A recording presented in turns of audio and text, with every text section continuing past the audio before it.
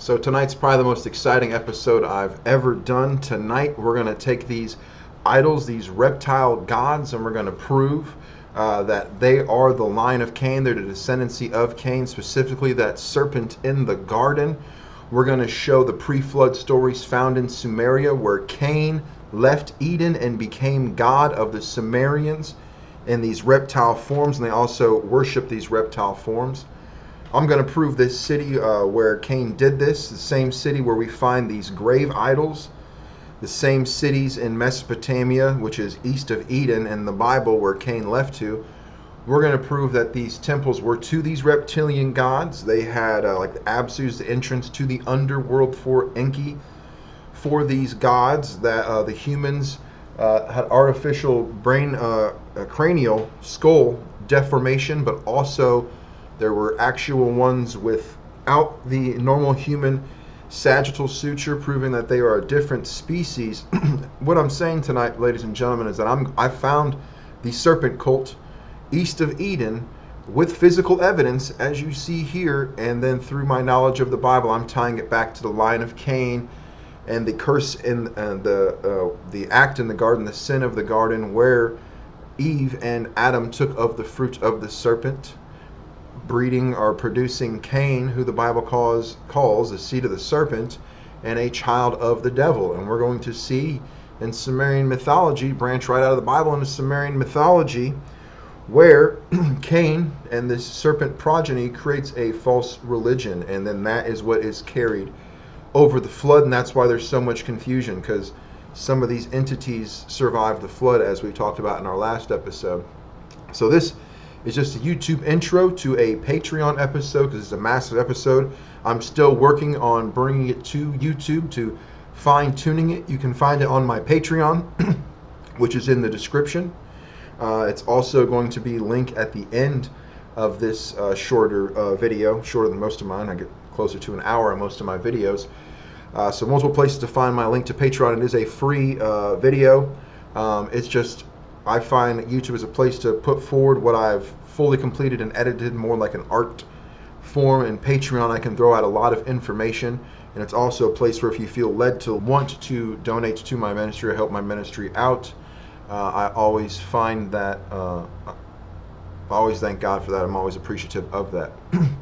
So, without further ado, I'm going to connect into my Patreon episode. And if you want to find the rest of this information that proves this serpent cult and proves that Cain and his descendants led it, and proven that they survived the flood, which a lot of the information is in my last episode, but the new information is this physical evidence of that cult and it found within ancient Sumerian, and also the line of Cain coming in and teaching these people that ate grass using their mouth and hands and had no culture, no agriculture, nor animal husbandry, because that came from Eden, because Abel kept the sheep and Cain was a tiller of the soil. Therefore, when Cain left Eden, he brought that knowledge. And we're going to see that in depth tonight. So I hope you enjoy. God bless you. If you want to see the episode, look in my description for Patreon, because this episode will be coming out on YouTube for a week or two at least, in a smaller, more condensed format. God bless you. Hope you enjoy the episode. Let's start the show. All right. Welcome, Patreon. Tonight's going to be awesome. What you're going to hear isn't just a study. It's seeming to be a massive revelation. I'm going to call this a knowledge dump, because what I've figured out, what I've uncovered, doesn't fit neatly into one simple theory.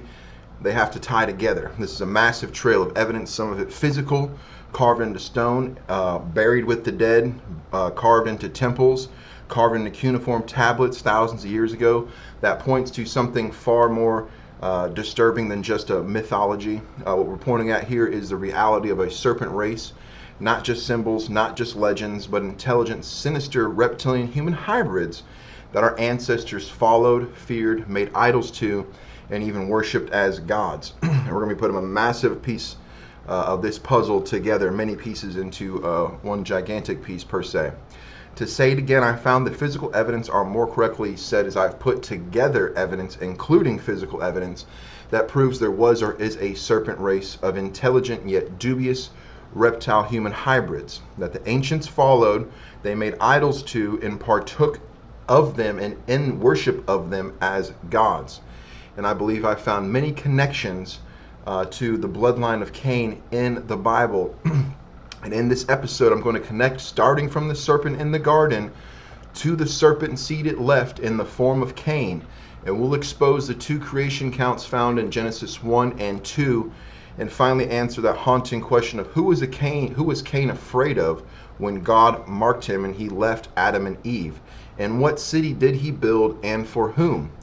I think ancient Samaria is very possibly a people pre-flood from a different creation than Adam and Eve, possibly created on day 6, while Adam and Eve were possibly created after day 7. I believe the Sumerian myths found in the same area of Mesopotamia on tablets as these graves that we've seen, that I've come to find, that have human serpent hybrid idols. In addition to, in some of the graves, humans with so-called artificial cranial deformation. I'm sure some of these had the infamous different sagittal sutures, so the humans runs down and then kind of makes a Y, making 3. And the entities that you see with the actual elongated skulls that weren't from a piece of 2x4 stuck to their forehead as a baby, the actual elongated skulls, as you'll see me putting some of those pictures up, have different sutures that prove beyond any reasonable doubt that it is a different species, different genetic makeup that creates a different bone structure. Okay, if we've seen a different set of humans with a different type of chest cage or a different type of leg setup, and he's going the other way, we would call that a different, a species per se, right? And so we have these elongated skulls, and then in Mesopotamia we're going to see that we have artificially deformed skulls, but I can't find the pictures of it, but I can find the scholarly papers pointing to it. Okay, so I believe these stories from this area where there's idols of reptiles, where there's cranial deformed skulls, where it's east of Eden, okay, I believe that these stories found in those areas are identifying the line of Cain entering and exalting themselves as gods. And by those stories, I mean Enlil, Enki, Anu, the Anunnaki. A very interesting tale we're getting into here. All right, so the line of Cain, seed of the serpent, goes into Samaria, exalts themselves as gods, serpentine gods, in these lands of Mesopotamia after leaving Eden, after leaving Adam and Eve when Cain murdered his own brother. And I say serpentine gods, being as Eve took the fruit of the serpent in the garden, and so did Adam. And where did Cain go after leaving Adam and Eve, after they had left Eden?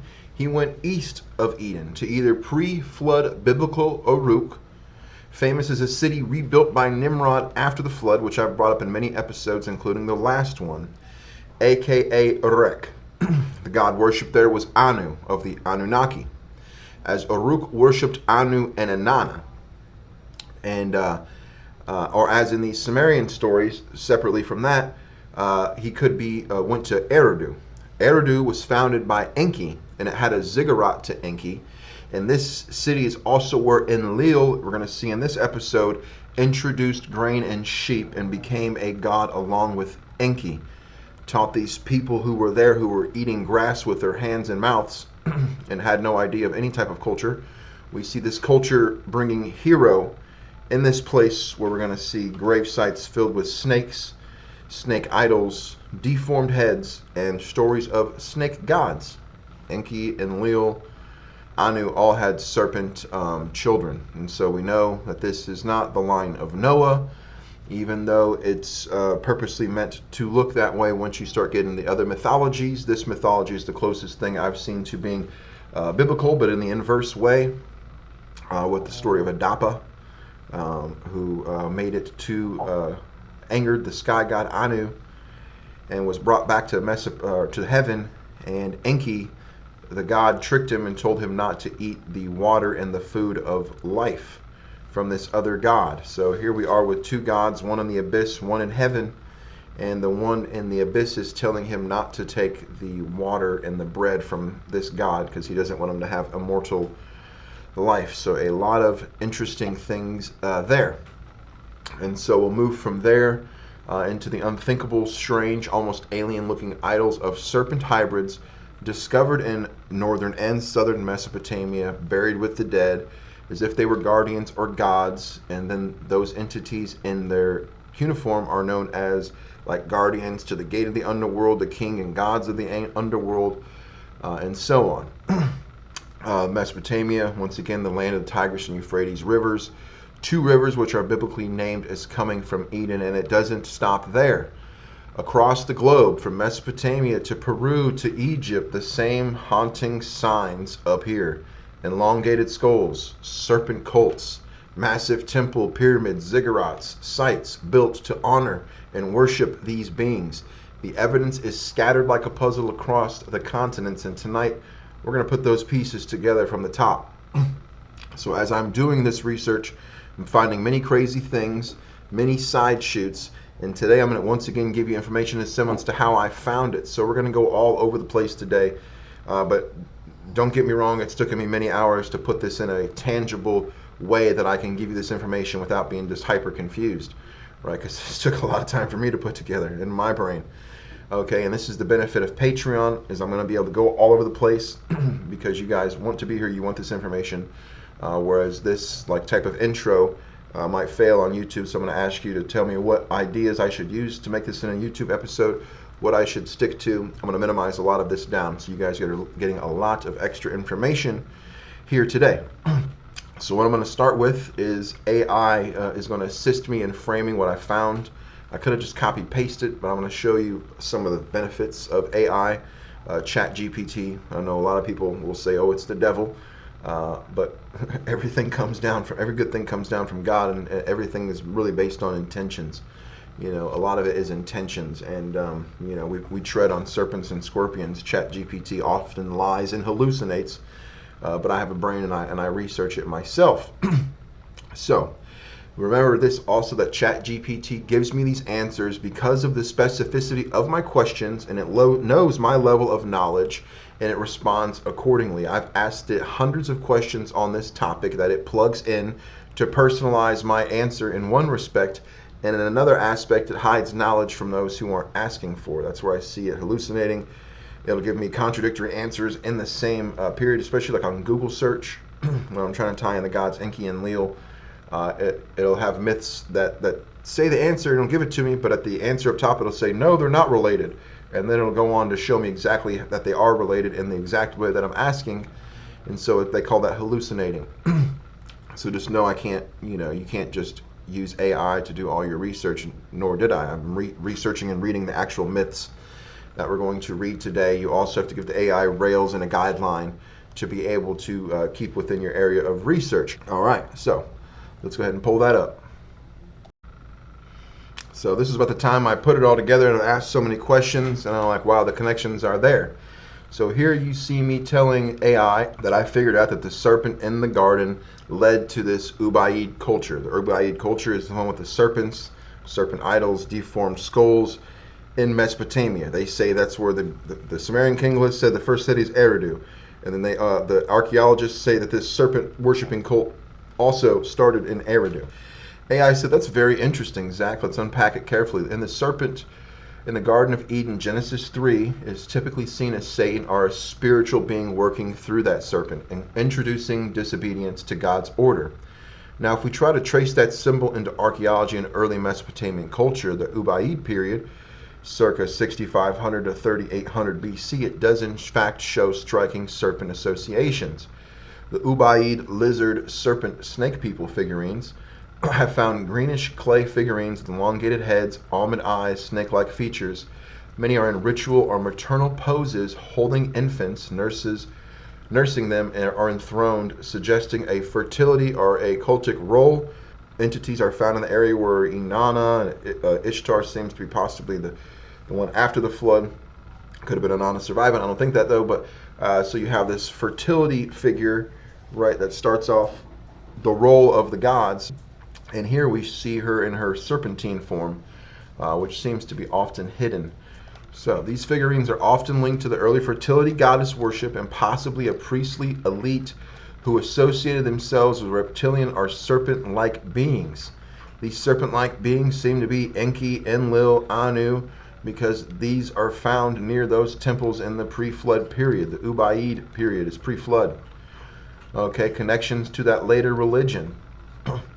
And from what I showed you in the last episode specifically, it shows this Lucifer entity, seemingly like a son of Enlil, or one of the sons of Enlil, surviving the flood. Enlil being a Kronos-like figure, and then the figure that survived it being like a Nergal type figure. Or even more interestingly, I found Ninurta. Ninurta's return to Nibiru. Nibiru was Enlil's city pre-flood, and I have a story of Ninurta coming after the flood, flying to this city, not flying, but moving as fast as possible to this city of the gods pre-flood to take over ownership of it post-flood. So we have this character, once again, surviving the flood, going to these cities built by Nimrod around the Tower of Babel, okay, that worship these same sets of gods. Why? Because they were post-flood. Why was Anu and Inanna worshipped in Ur? Was it Ur or Uruk? Because that was the parents of this entity who survived the flood, and then he took power. And you'll see the Sumerian myths are just about these gods, just like in Greek, taking over ownership of the parents, because the parents get thrown down into the abyss. Like you see, Enki soon off is the god of the abyss. He seems to be more of possibly the serpent, and possibly Anu. I don't even want to get to that right now. It's too difficult. I'll have to figure that out myself before I give you a full answer.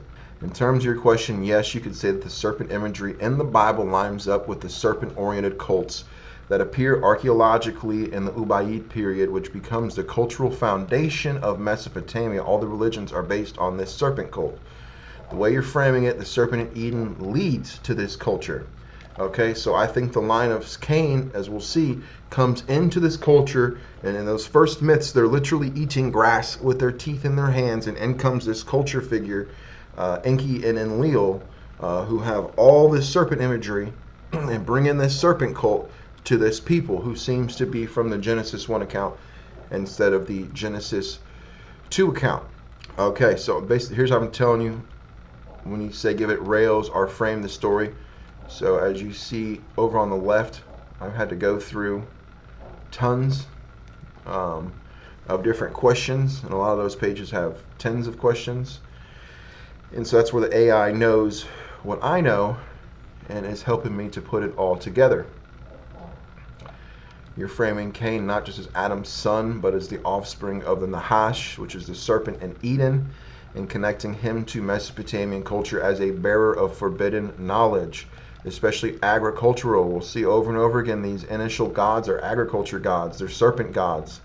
They bring the culture, all right, which ties right into the Garden of Eden, where Cain was taught, first of all, he was a tiller of the ground. Second of all, his brother was animal husbandry. Third, Cain got sent out to a civilization that he was afraid of that didn't know how to do any of these, so that he was the culture bringer. And I'm gonna show you those myths, not myths, those stories of basically Cain or one of his descendants coming in and making himself God over these people, and it proves that he was a serpent hybrid. Okay, just as we see in Genesis. He's a tiller of the ground in Genesis 4:2. Abel keeps flocks, Cain tills the fields. And after he took out his own brother, he's exiled east of Eden. East of Eden, where the Tigris and the Euphrates meet. Okay, that brings you down into between these two rivers, Mesopotamia, which means middle, Potamia is the middle of two rivers.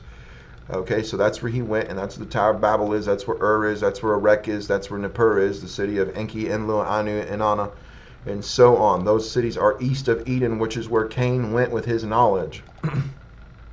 This lines up with Mesopotamian mythology of the first cities being founded by godlike figures who bring agriculture. Correct. Eridu, the first city, possibly Cain's city of Enoch. Okay, Eridu is the earliest Sumerian city, founded 5400 BC, right in the midst of the Ubaid culture, and this even lines up to the initiation, the beginning of the Ubaid culture is the founding of this city.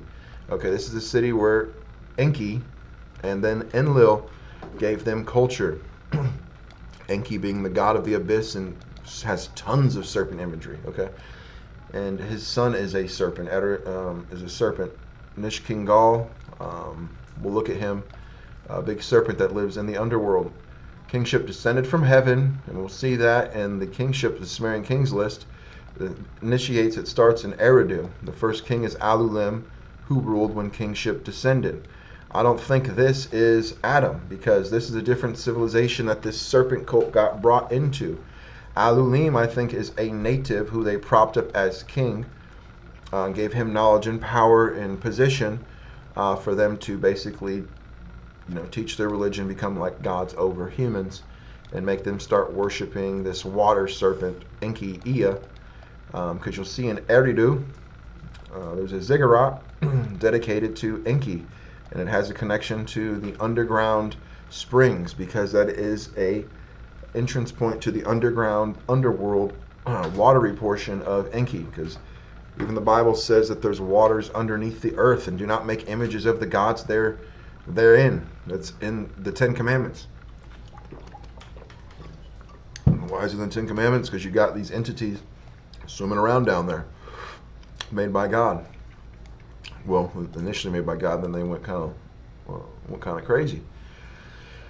All right, so looking like a strong candidate for Cain's post-Eden trip in his first city. So this could be his first city that he called what was it called? Enoch, after his son. So Cain could have been Enki, because I'm seeing a lot of things tying in Enlil to either being the younger brother of or son of Enki. Enki of Eridu was a god of sweet waters, which is fresh water and wisdom, described as the bringer of agriculture, irrigation, animal husbandry, the knowledge of Eden. He's often shown with a serpent, the entwined serpent staff, which is the precursor, oh my goodness, to the modern day medical caduceus, also ancient, 2,000 years ago, but this comes from over 5,000 years ago. All right, Dumuzi Tammuz, who's in the Bible. The ladies are weeping for him because he's in that trinity of theirs, him and Inanna. Him and Inanna take turns flipping it through hell, which ties him like into the moon god or the sun god, and multiple different myths. But this guy is basically, I think, the husband of Inanna, and has to go down to hell because Inanna went down to hell and tried to prove her power down there. Ningishita is the serpent god linked to fertility. He's the son of Enki. He's in agriculture, vegetation, just like Cain, represented by snakes climbing a pole. Snakes like Cain, serpent heavy imagery, just like Cain, paralleling Cain's serpent parentage in my framework, the framework that I'm getting from the Bible. Ninurta, seemingly the one who survives the flood, one of them. This is the guy who immediately goes to those post-flood cities. So Ur was one of the oldest cities where Abraham was called out of post-flood. It was near Eridu, the city that was pre-flood, so that's why these gods came back there after the flood. Whoever of them survived, possibly Ninurta, as I was saying, and those other gods that I showed last episode that tied into entities just like him, the 7 sages of Atlantis, possibly plus one. It became a religious hub for Nana Sin, which is a moon god, and preserved cults of fertility and agriculture. Preserved because it preserved it through the flood. Flood stories link Ur, Uruk, and Eridu as the ancient centers where the gods of wisdom and agriculture taught humanity how to live after the flood, which we're going to see a lot more of in this episode. And then Cain as a serpentine culture bringer. If we map Cain onto these, his agriculture role matches Enki's child, Ninurta, which I also believe is Enki's child. Ninurta overcame Enlil, and I think that it's a story from before and then a lot post-flood, because he went to Enlil's city and put his idol in the place of Enlil, therefore proclaiming himself as God there, because Enlil as Kronos was already gone. Okay, he was no longer on the earth as a physical entity. His serpent descent matches Ningishzida, the serpent god itself, and the Ubaid serpent figurines. And then once again, that's Enki's child. Enki being the creator of Eridu, the first city, which kind of matches with Poseidon building Troy, because Poseidon was the god who built Troy along with Apollo, the sun god. So there we are again. His building of first city matches Eridu. the first city, wisdom, agriculture, and the Sumerian king lists Alulim, which I think is a native and not Adam. Adam seems to line up more with Adapa, and you'll find him in these myths, and I don't think we'll be going in him today. All right. Cain is the offspring of the serpent, exiled from Eden, brings forbidden knowledge of agriculture and city building eastward. I don't think that was the forbidden knowledge per se. Maybe it was the forbidden knowledge to the gods that he was going into. The forbidden knowledge was his worship of the entities, his worship of the serpent. Okay, so in Mesopotamian memory, this becomes the founding of Eridu, with serpent-linked gods of agriculture, Enki and then Sheeta and later Ur, as another agricultural religious hub, backed up physically by these statuettes that are buried in that area in graves, not in graves, around temples, deformed human heads, most likely actual elongated skulls with different sagittal sutures, proving that it's different. Okay, so like I said, this is Patreon, so we're going to be pouring in the information. This is going to be a long episode. And then I got to figure out how to put it onto YouTube to make it digestible to the normal people who are still learning, per se. So the seed of the serpent in Genesis 3:15 is set against the seed of the woman. Eve conceives Cain after her encounter with the serpent, and then she conceives, she has the child. Okay, and when she meets the serpent, God curses the seed of the serpent by saying the seed of the woman will crush his head. Okay, and then Cain is born.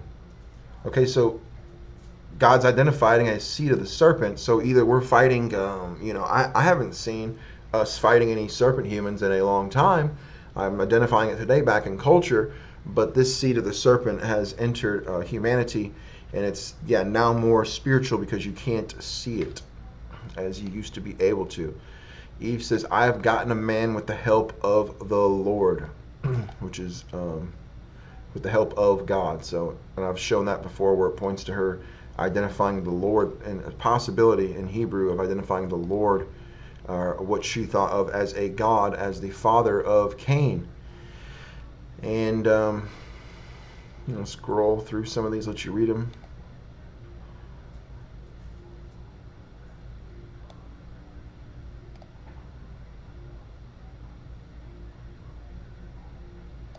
We'll be getting into this today.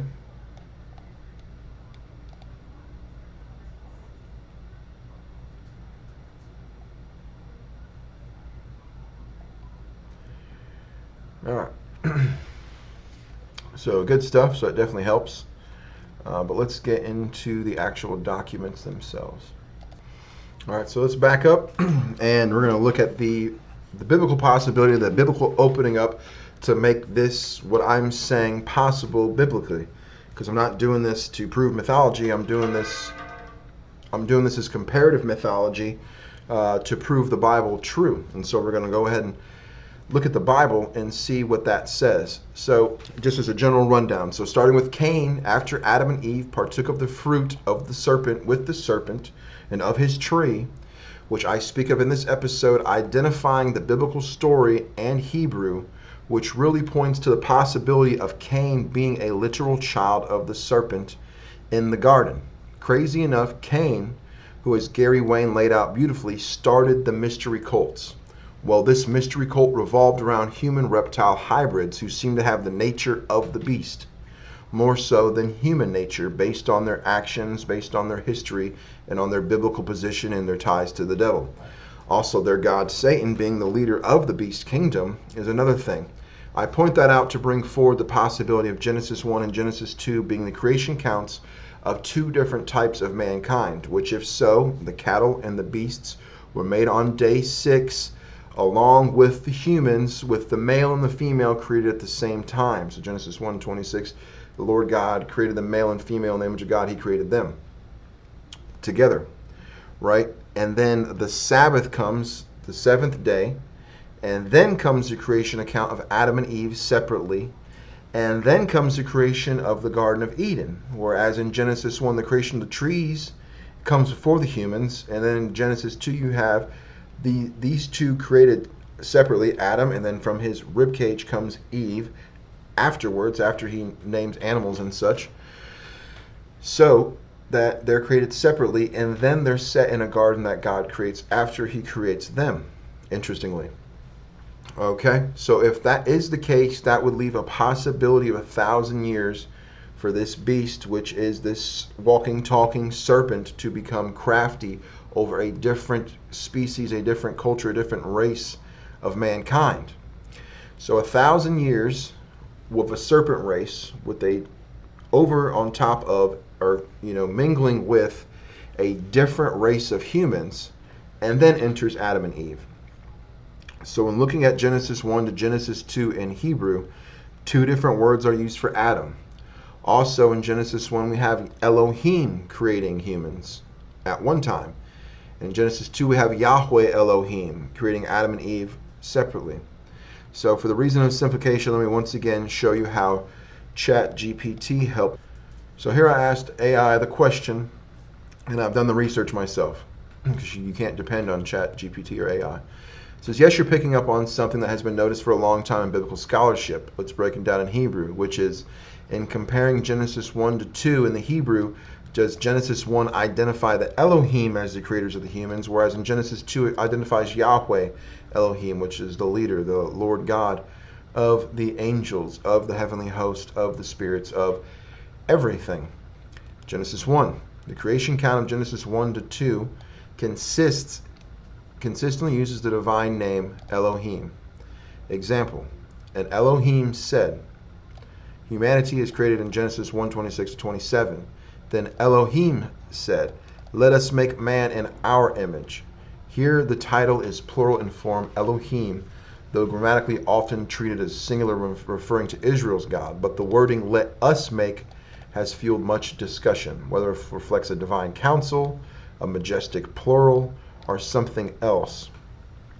So what this reminds me of is Psalms 82, Deuteronomy 32:8. Post-flood, God took one portion of the people Israel for himself. And what did he do with the rest? He gave them to the nations.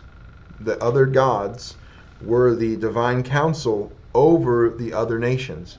So what stops that from being pre-flood, where God allowed these Elohim, these angels, to basically work creation, right? It doesn't intimidate God to allow you to have some of his power because he's all-powerful. It doesn't intimidate God to allow you to have your own universe per se, okay? It doesn't scare God. That could be a possibility, and it's opening up to be a possibility, because here we have Genesis 1 pre-flood angels who were promised to become the sons of God, were promised to be exalted by God, glorified by God to this level in Revelations as part of our promises that we'll be giving authority and rulership over the nations, found in Revelation 2 is one of the promises. Okay, so when we come here, it doesn't harm God, it doesn't scare God, it isn't blasphemous that God gave a separate set of humanity over to the gods to rule. And then they got caught in their own desires because they're not God, okay? And so God separates himself by making Adam and Eve, okay, who are the inheritance, his special people. Okay, so starting at Genesis 2:4, the name shifts. Instead of Elohim, it becomes Yahweh Elohim, translated as the capitalized Lord God. In that day, Yahweh Elohim made the Lord God, Elohim, made the earth and the heavens. Humanity is formed in Genesis 2:7. Then Yahweh Elohim formed Adam from the dust of the ground, Eretz. So in Genesis 2, the humans are created by Yahweh Elohim. Okay, Genesis 1 only uses Elohim. Genesis 2 uses Yahweh Elohim. Okay, many scholars see this evidence as two distinct traditions. Okay. That's not my theory. That's what they're shooting out there. But either way, you start to see what I'm saying there. High possibility of being two creations. And I'm saying that because A, it's good to know, and B, we need to understand who and what these people are that pre-flood Cain walks out to. Who is he afraid of? He's afraid of these other gods and these other humans who are out there worshiping. Who God only knows what they're doing at this point. They've been there for up to 1,000 years, with these Elohim, who are prone to falling pretty quickly. Because Adam and Eve come in, and what happens is this entity who was created before them comes in and tries to take their place, right? This serpent ruled over, or Satan himself, ruled over by the spirit, or the spirit and the body together, equaling Satan, equal the serpent of old. Okay, so who is Cain moving on to? These entities. Okay, and these entities, I believe, are identified in Sumerian, and that's where this episode is revolving around. All right, so I think I did a pretty good job of showing exactly what I mean by these two separate accounts. If you'd like someone who I identify as having more knowledge than me, Gary Wayne, there's not many people, there's a few in my studies, right, these scholars, but Gary Wayne, who's out there and getting this word out, has more knowledge than me, and to understand this concept more fully to you, I'm presenting you this episode of Gary Wayne with Taylor Welch, titled The Bloodline of Cain, on, as you see, Taylor Welch's channel here called The Deep End, and he does a great job.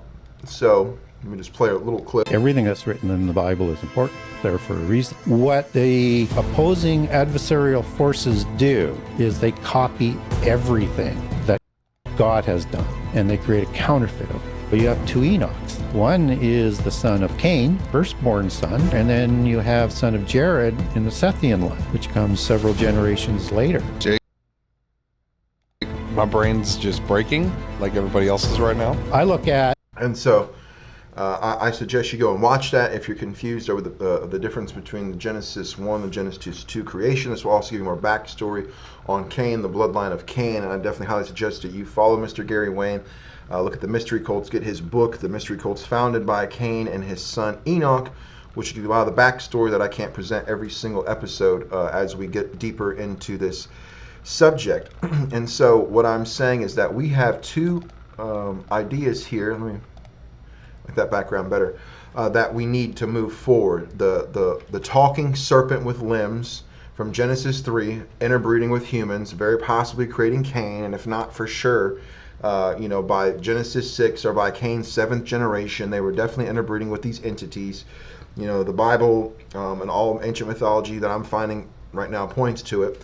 Okay, so take that idea, hold it. Serpent creating Cain, or serpent seed. The other idea is that there was a human race before Adam and Eve that were separate alongside of Adam and Eve from the Genesis 1 account, created by the Elohim, and they were created male and female at the same time. Genesis 2 has Adam and Eve created after day 7, right? It doesn't say that, but it just, that's how it flows, right? Genesis 2 is after day 7, God rested, and Adam and Eve were created by Yahweh Elohim, and then the garden was created, and they were put into this world where it seems like there were other humans, other intelligent entities, and I believe that now we can identify a likely location based upon two rivers in Genesis that came out from Eden, the Tigris and Euphrates. This means that Eden was located near the area we know as Mesopotamia, where the Tigris and Euphrates are, and possibly where they meet. That's also keeping us around Israel, which also makes sense.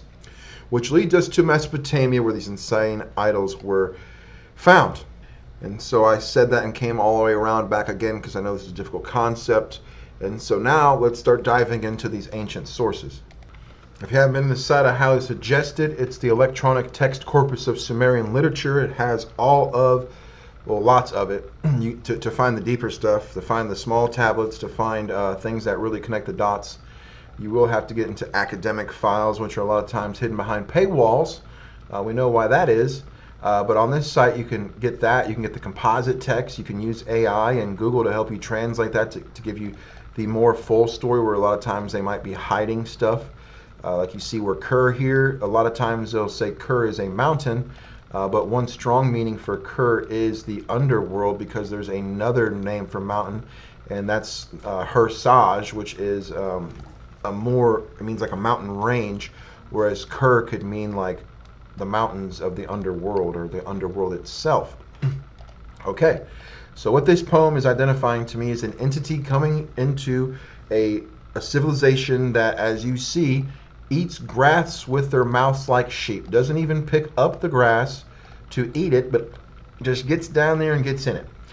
So we have this civilization. Okay, so we know that's not Adam and Eve, because Adam taught by God, Eve comes down, right? God did punish them together, so Eve has seen God.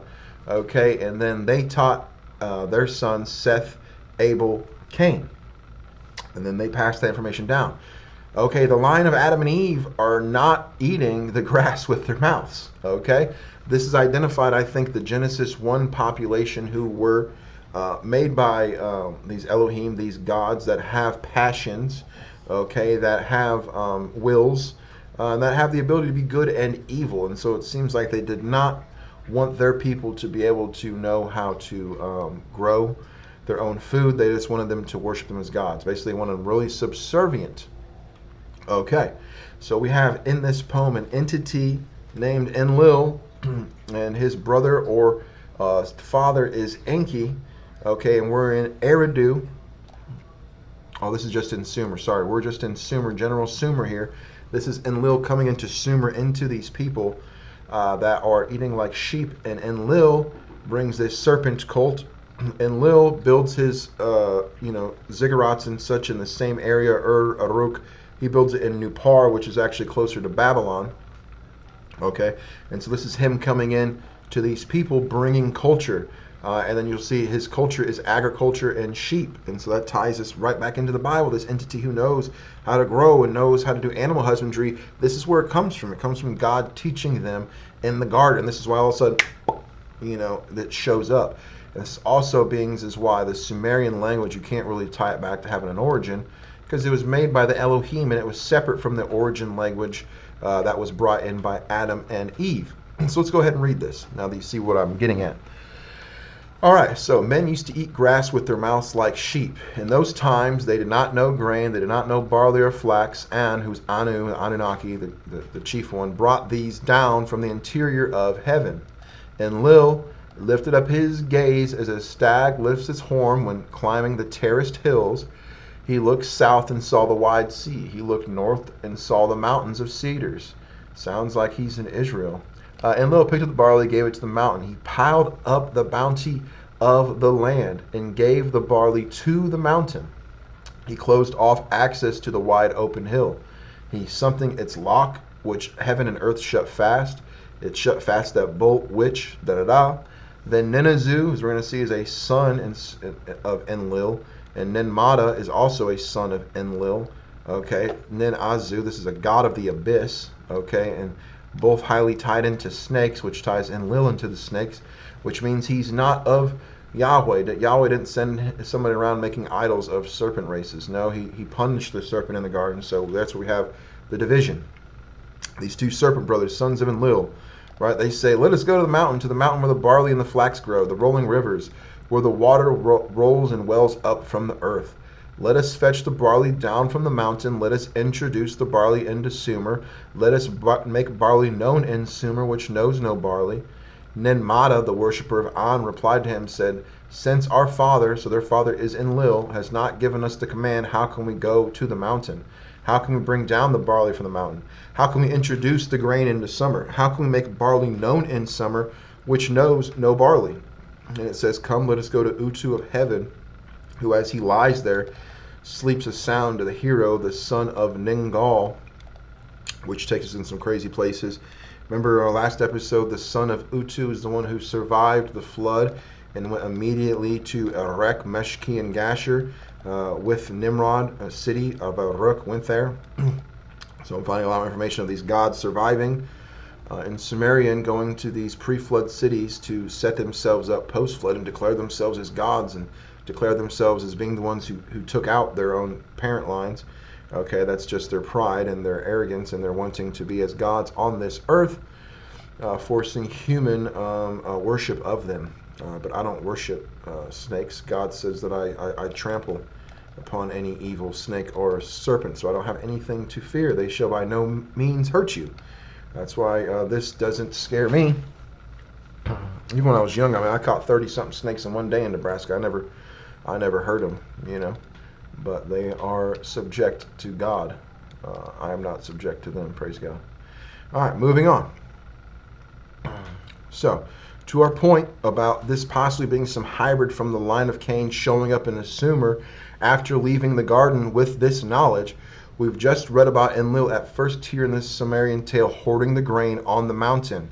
right? He finds the grain, he hoards the grain, he knows what it does. These other people don't know about bread or anything of that nature, beer, barley, flax. They don't know how to beat it, crush it, so on and so forth, do anything with it. They're too busy eating grass with their mouths. Okay, we got Enlil rolling into this uncivilized group of people. And then he gets the grain and he hoards it on a mountain. And then he hoards that water source on the mountain, and he closed off access to that mountain and locked it. So where did that grain come from? Where did that knowledge come from when everyone's eating with their hands and mouths and not cooking or doing anything besides looking like sheep, right? Where did he get that information from? So it says here, from his father Anu, brought it down from the interior of heaven. And that's who brought it supposedly down in these myths. And the other characters, as we will see, as I said, are already the children of Enlil, who will go to the ones and they want to bring the grain to the civilizations. And we find many instances, and we'll see them in this episode, of agricultural gods doing just that. So we know that with Cain and Abel, Abel was a keeper of the flocks and sheep and others, and Cain was a tiller of the ground again. He was a farmer. Genesis 4:2. So one thing that Cain and Abel had that this civilization did not, obviously, is animal husbandry, is farming, is agriculture, is growing, is understanding fresh waters. You know, they don't understand anything. We see this in human secular records and research as in history as well. Of this civilization thing, all of a sudden, you know, people went from, you know, just living on the lands, hunters and gatherers, to boom, where do they know animal husbandry and crop growth from? Well, Cain and Abel. That's why it popped in out of nowhere. Okay, and that's why they were named as gods. Okay, so the other thing is the Bible identifies Cain as leaving Eden, going east of Eden, which is Mesopotamia, which is this area we're looking at here. Okay, and he was, once again, he was afraid to be taken out, so afraid to be taken out by these others that God set a mark upon his forehead, or upon his face, upon his head, whichever would suggest, once again, there was these human populations around. And then we have this Mesopotamian entity named Enlil hoarding that knowledge of agriculture and grain, and as we see in the further myths, animal husbandry, which aligns with Cain being taught by Adam how to do such, how to farm effectively. Okay, so what situation does he see? He sees them eating with their mouths, having no knowledge, having no ability how to cultivate, and so on. And then we got Enlil picking these special plants up he already had knowledge of and going to a mountain and growing it and keeping it to himself. And so at this point, one might get confused as to whether Enlil is a good guy or a bad guy, you know, bringing in this culture. But let's look at the rest of this. This next section brings forth his son as a god of the underworld and a king of snakes, which, if that is true, identifies Enlil as Serpentine. So that's these two brothers here.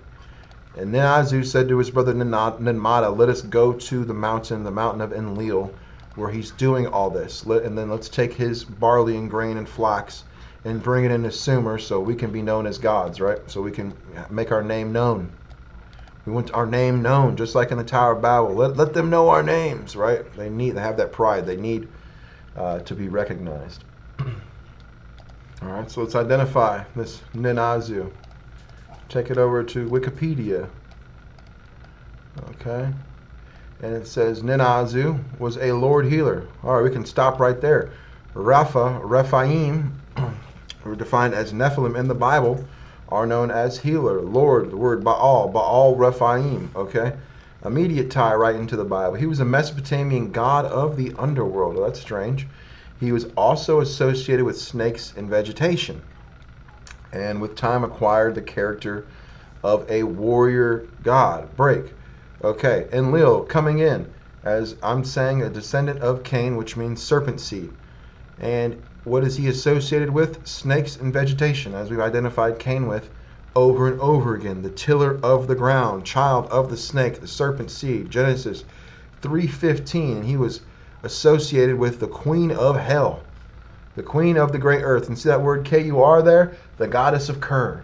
So a lot of times when they're translating Sumerian to you and you see that they're going against this entity of the great mountain, well, that's like Lugal Kur, the great, or Lug Kur, which Kur being the underworld. They're going to fight an entity of the underworld. Or it could be coming out of the mountain, depending on the context. A lot of times I do believe they hide that. And then Eresh Kigal, another thing. That looks like that is the statue that they say is Inanna. And one thing that we'll see here is Enlil and Nenlil, or Enlil and Nana, all of them, Inanna passed away. Even the one that survived the flood most likely passed away, or God has allowed him to stay around as the Satan. Okay, so it seems they take on different names as they pass away and they go into the underworld. So they're not going to be, like Enlil, which is like a Lord of the Air, but Lil also means spirits, Lord of the Spirits, and he goes and becomes, Enlil seems like Kronos, and he's definitely under the dirt right now. And then he has a different name for being an underworld god, and he keeps the association with serpents. That's even strengthened even more as he goes into the underworld. Okay, so Nenazu, the son of Enlil, his cult centers were here, but then it got really popular in Ur. Ur is once again where Abraham got called out of. That's where Anana and Anu are worshipped at. Same place that I was sent in Iraq to do trauma surgery for 3 months. Nenazu was initially a high-ranking god. Can be translated as Lord Healer. Once again, Rephaim, associated with medicine, regarded as the king of the snakes, bringing us back to the part of the Indians that I brought in my last episode, the Surya, right? Nagaraja, the king of the snakes, where we got Kashyapa and Surya, the sun god, and his son Vivasvata Manu, all connected in the snakes, and the king snake being Nagaraja. Okay, and he was teaching them incantations. Very interesting. The fallen angels did that. Once again, association with Cain through vegetation and agriculture. Now, he's the oldest Sumerian god of the netherworld, and he was overshadowed by them in later periods. As those gods go down, and the people have remembrance of those gods as they go down, then they become the great ones. Because they're so powerful here, now we set their idol up as the great ones of hell. There's Azu's symbols, snakes and the snake dragon. Also compared to a black dog. Who's a black dog? Well, that's Anubis of Egypt, one of the gods of the dead. Parentage of a son of Eresh Kigal and a great lord, which is Enlil. All right. So tying in Enlil's wife being the queen of hell when she dropped. Because we've seen multiple times that Enlil is Nenazu's dad. There we have the tie-in to the bull. I read this myth that also shows that Enlil is his father. Don't have time to go into that right now.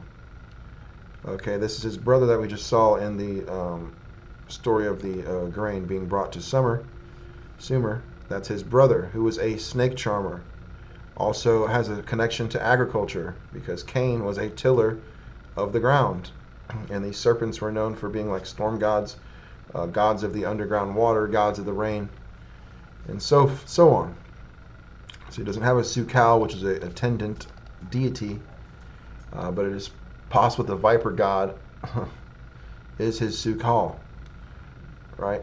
According to this person, he's the same as the vegetation god Abu. So you see where it gets really difficult, because I'm tying in a lot of people. A single god list from the first millennium equates Nenazu with Ninurta. And if that's true, I found stuff that makes it seem like Ninurta defeated Enlil, and also it seemed like he's one of them who survived the flood.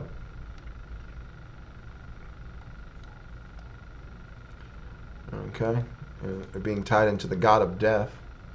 See down here in red, the god of death.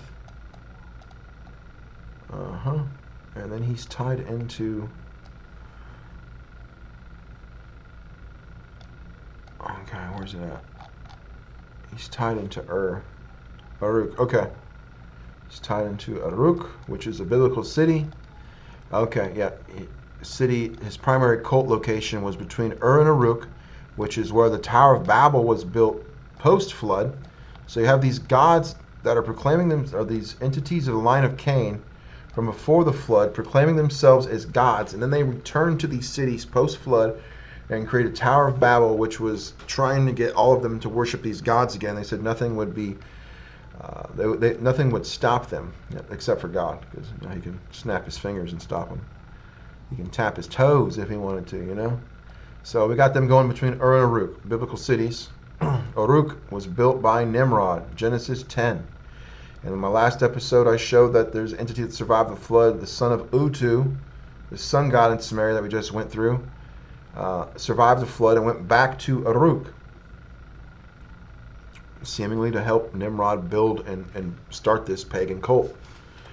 My last YouTube episode, like I said, showed Meshki and Gasher was most likely an Apkallu, one of the 7 sages, survivor of the flood. The relationship varies between Utu and Enlil in different cultures. In Akkadian tradition, Utu could be the son of Enlil, and in Akkadian, Utu could be the son of Enlil, and in Sumerian, Utu's father was the moon god Nana, making Enlil his grandfather. So we have Enlil having a moon god, having the sun god, who is the twin of Inanna. And then comes the Lucifer generation of Meshki and Gasher surviving the flood. So that's just me trying to figure out which line, which generation of Cain per se survived. So a lot of information I know, but that's what this video is about, is information. This is a Patreon video dedicated to giving you, the people who have taken the extra step to be here, information, and that way I can leave YouTube as kind of its like artistic form where I'm not just throwing stuff everywhere, and I can kind of keep it more artistic per se, which is just a way that I feel about it, whether right or wrong. So let's tie this information into something crazy that we've already seen, the physical remains found in this culture that tie us into the serpent cult. So we're going to do a little loop just to lock this information in, and then we're going to jump into that physical, those idols, those sunken weird head people, artificially deformed crania. Okay, we're going to go look at them.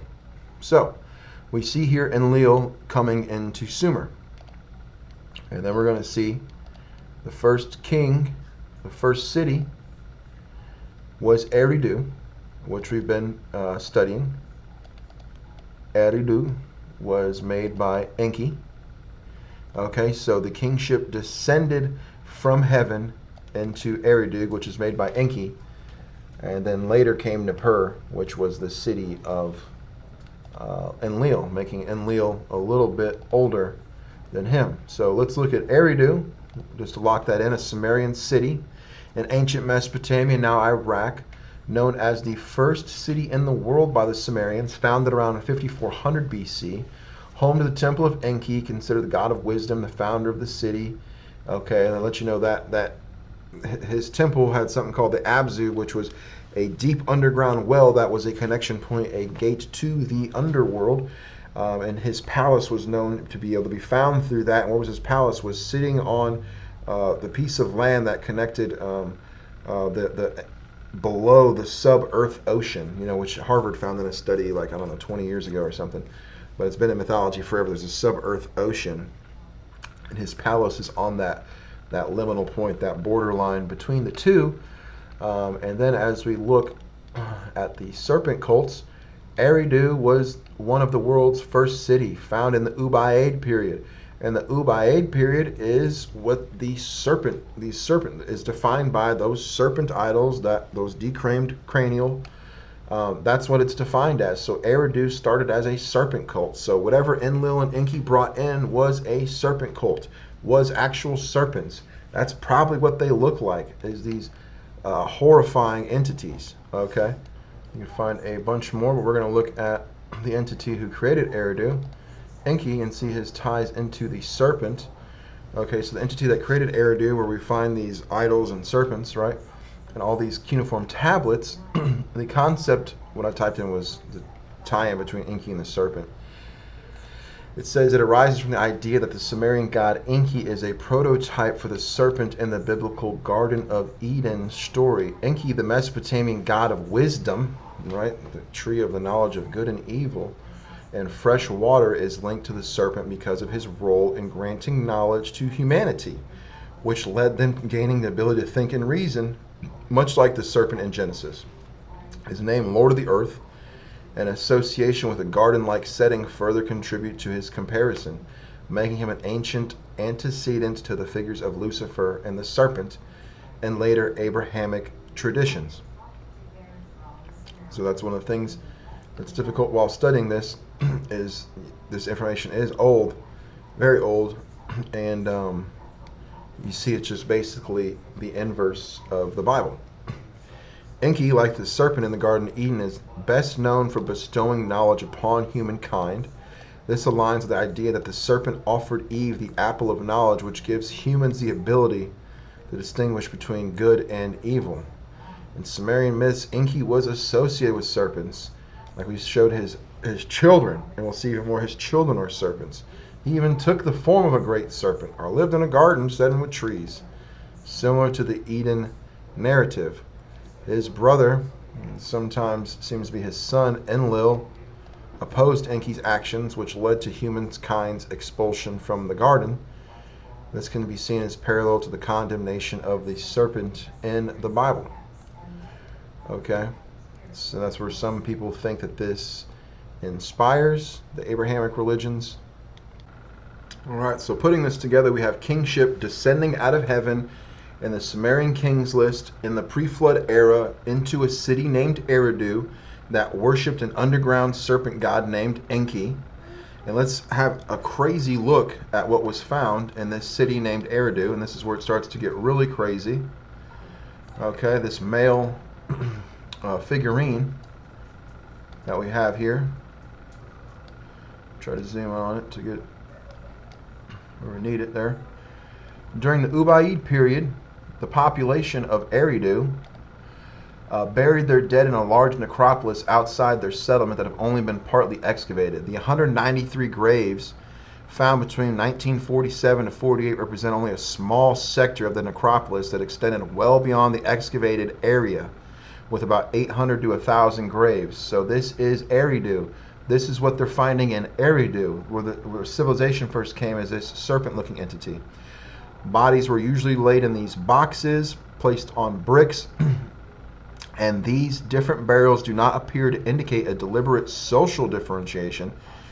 Even the simple grave goods, including pottery and ornaments, do not seem to indicate a hierarchy, even if the unusual presence of a pottery figurine in a female grave suggests an interesting evidence of diversity.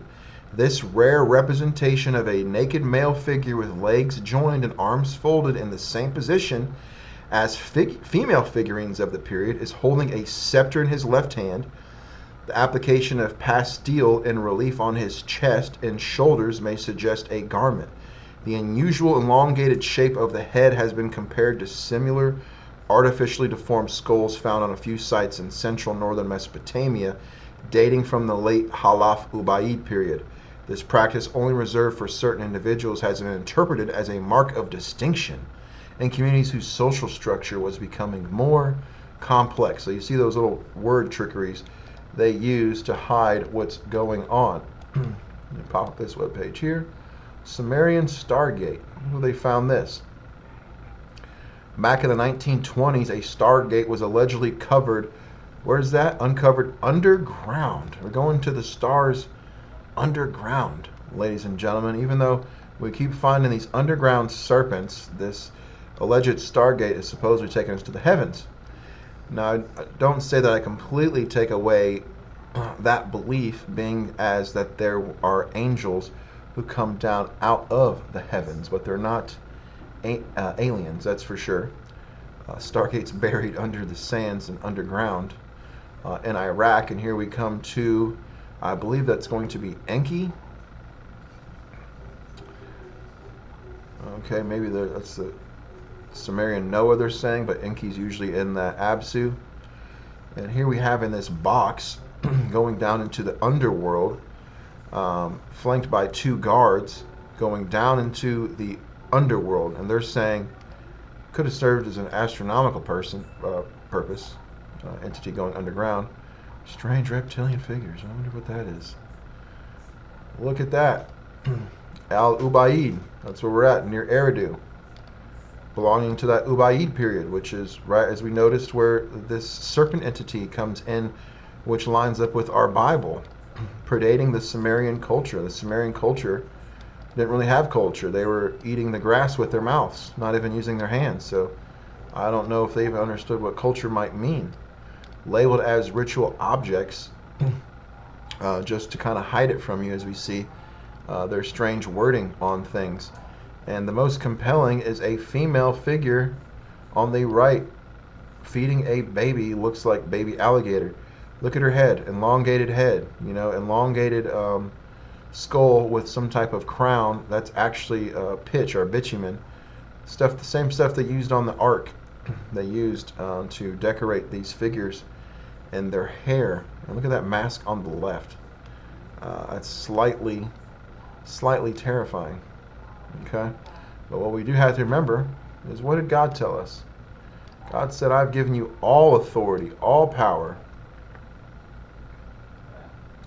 to trample on serpents, to walk on snakes and scorpions, and authority over all of the power of the enemy, and nothing shall by any means hurt you." So while these entities are crazy looking and scary, we can understand that God has our backs, especially when it comes to these entities. They're not allowed to have free will to hurt us, because that's just their nature. God has to allow it.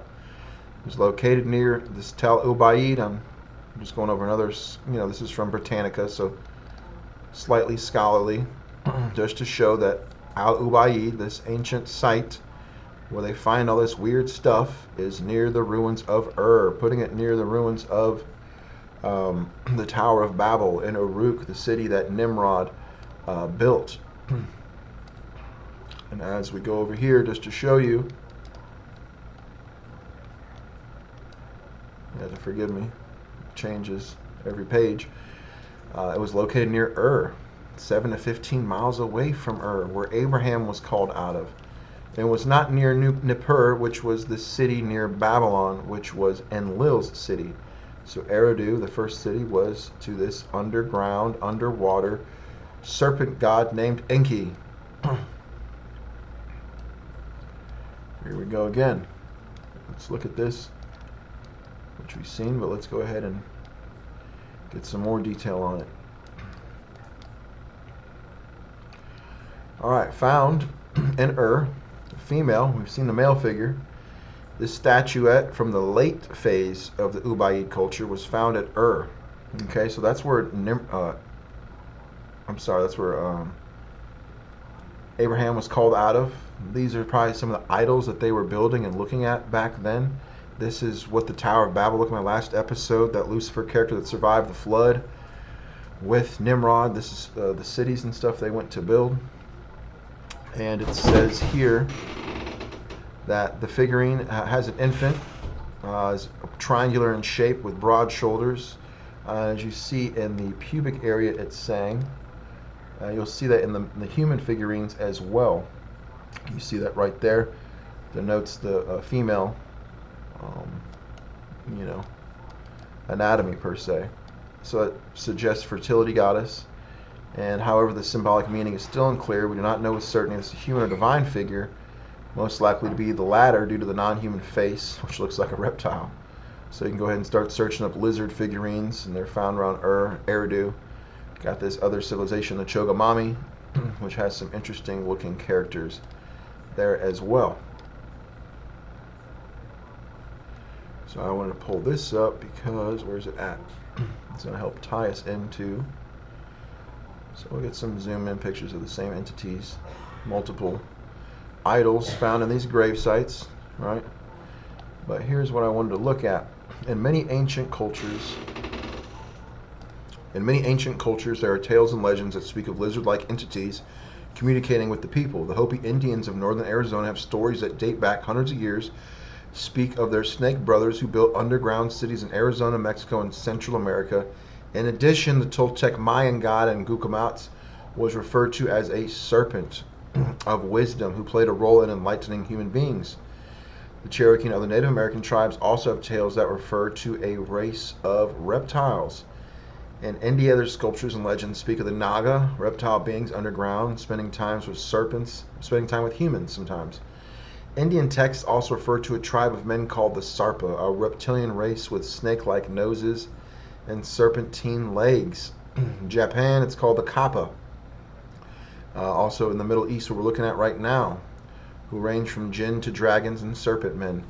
And here we have this interesting newspaper from Los Angeles of what year? I think it was around 1900, like beginning of 1900s. They found this massive underground city that they tied into the lizard people, is what they're saying. So I found this awesome article. You're like, well, how am I going to read that? Good question. We're going to translate it. Give me a second here.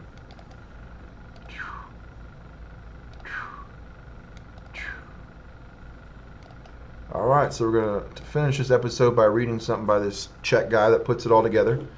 And I know I've said it and put it together quite a few times, but he does so in a way starting in Enoch, and I started in the Garden of Eden in Genesis. So let's get it going and wrap this episode up. In the previous part, we mentioned that the Watchers who caused the biblical flood on earth may have had a human figure with a reptile face. Their leaders described in the scroll of Amram's revelation. Moses' father was Amram and describes his encounter with the Watchers as follows. And he says, I saw the Watchers in my vision. 2 men were fighting over me, struggling over me. I asked them, who are you that have power over me? They replied, we have power and rule over all mankind. They said to me, which of us will you choose to rule over you? I looked up at them. One of them was a fearful appearance like a serpent wrapped in many colored yet dark cloaks. I looked again, and his appearance, his face was like that of a viper. I answered, that Watcher, who is he? He replied, that Watcher, his 3 names are Belial, the Prince of Darkness, and the King of Evil. I said to the other Watcher, my Lord, whom do you rule? He replied, you see the serpent, he has power over all darkness, while I have power over all light. My 3 names are Michael, which means the strength of God, the Prince of Light, and the King of Justice. In Genesis, as we went over the first book of the Bible, we find the world-famous story of the expulsion of Adam and Eve from paradise. The serpent advised Eve to eat the fruit of the tree of knowledge of good and evil with Adam. Okay, we went over that in quite a few episodes.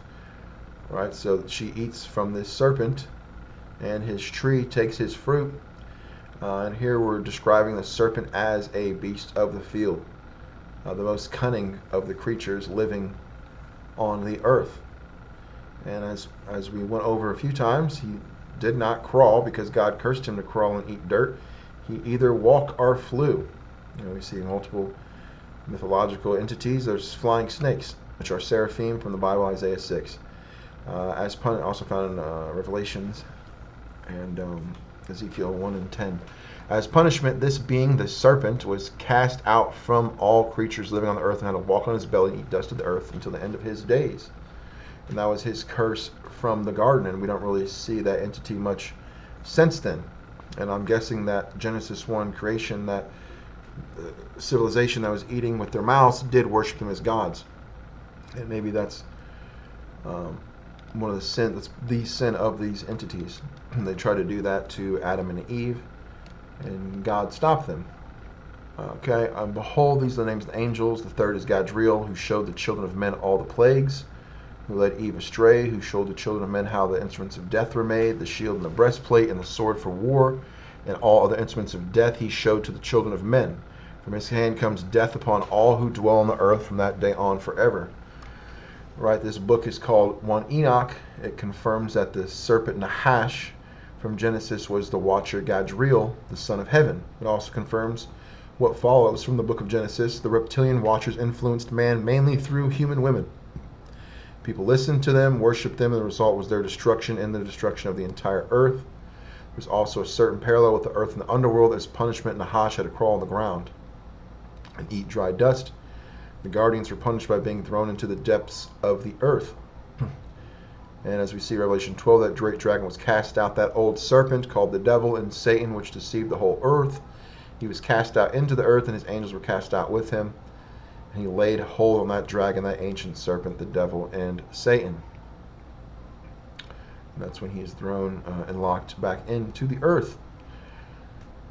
And here we are to this Obaid culture. And this guy, as we see, we translated this from Czech. I found this at the end of my study. We've come to the same conclusion. The oldest known human civilization comes from Mesopotamia. The Sumerian civilization probably has its roots in the Ubaid culture, which is the Ubaid serpent culture, because they were eating with their mouths on their hands and knees when these entities came in. Okay, as we've seen, the king list starts with they descended to Eridu, formed their first city, and Eridu is right next to Uruk and right next to biblical cities that Nimrod came and founded.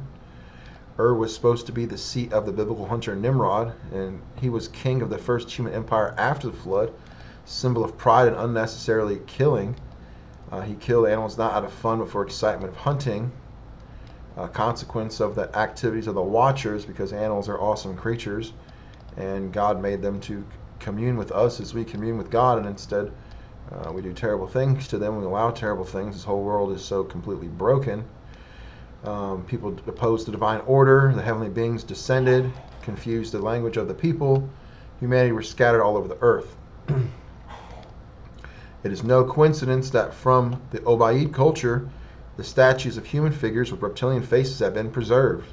They date back to the period of 4500 to 4000 BC, which is before the flood. The strange anthropomorphic figures are male or female, but mostly female. It cannot be anything else but lizards. I mean, you can see it with your own eyes. That's not a human feeding a baby there. That's, I don't know, that's Godzilla's mom. Okay? He's defining them. And he's got some more interesting finds here, tying it into the underground cities of Dar and Kuyu. Some people say with the surrounding cities it can fit over 100,000 people into these underground chambers. We still don't know who built them, but I think we have a good idea who built them. It says Cain was cursed to live away from the surface of the earth, away from the face of God, which is the heavens. There's that Chogamami site I was talking about, where you can find these strange-looking Simpson characters. And then we go into Syria, the Golan Heights, next to Mount Hermon, where the angels came down and made that deal. And you see these faces. These faces, not only found here, but when you look at the Polynesian, the Pacific Islands, the Marquette Islands, they're worshiping entities with these same crazy-looking eyes that are those same totem poles that you find with the Kahuna gods or whatever they are. It's the same entities everywhere throughout the earth. And that's what I meant to show you today, and tie it into the Bible, tie it into Cain, and there we go, and show that the Bible encapsulates all of this. And I'm gonna have to turn this into a YouTube episode somehow. If like this episode you learned something, please let me know. God bless you. God bless you for being part of me on Patreon. God bless you if you are donating to me. It definitely helps. It definitely helps. I'm working a lot and then doing this a lot and then dealing with how difficult life outside of this is. And so it's a pleasure to get y'all's comments and your support. And I thank you, and I pray that God blesses you for it. Let me know what you think about this episode. Any questions you may have anywhere you think I should take this, and how I can narrow this down for a YouTube episode. Please let me know. Thank you everyone who supported me and sent me suggestions. And I thank you. I pray God bless you. Until next time, peace.